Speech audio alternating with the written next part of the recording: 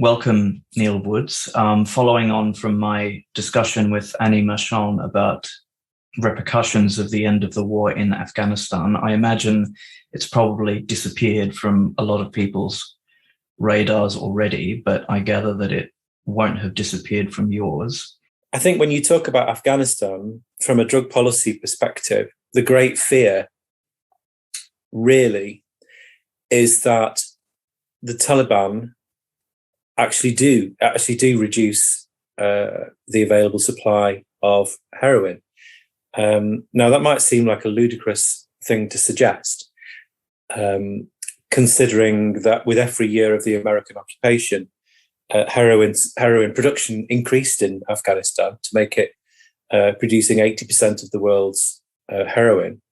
Obviously, this massive military intervention by the United States was absolutely impotent in stopping that. So the Taliban make most of their money by controlling the borders, controlling taxation on goods. That's not just illicit goods like heroin or ephedra or whatever. It's all goods. And so it's the control of the borders is where their wealth comes from. And they do have mechanisms, almost sort of regulatory mechanisms, by controlling or taxing. And as a result of that, they are more efficient at potentially reducing the supply. And also they are willing to be more brutal. They are willing to literally go to war with warlords who are not Taliban, who any kind of supply or production or supply restriction from Afghanistan in the short term could prompt a dramatic shift to fentanyl in Europe, which would be catastrophic, absolutely catastrophic. There are various European countries which are completely exposed to the risk of a shift towards fentanyl.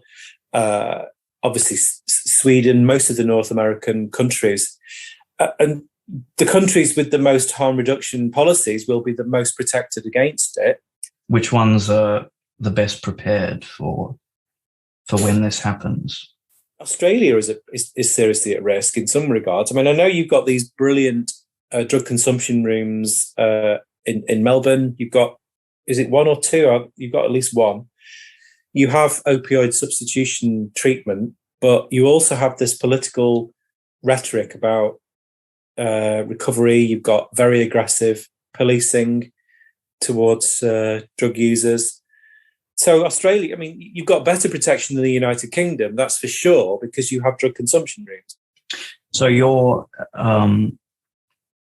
solution is presumably, judging by the name of your organization, is decriminalizing opium and I would imagine a majority of drugs. How would you respond? Because I imagine more people than not would somewhat recoil at the idea of decriminalizing drugs. My organisation believes in full reform. We want to legally regulate all of the drug markets.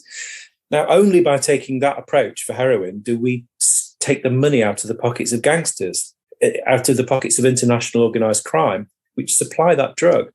People might recoil at the idea of supplying drugs to those people using drugs, but for heroin, it's just the perfect, pragmatic, logical step.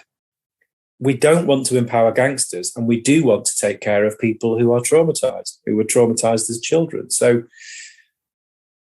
it seems straightforward to me, but quite often you just have to explain it to people in those terms, and also explain to people the stakes here.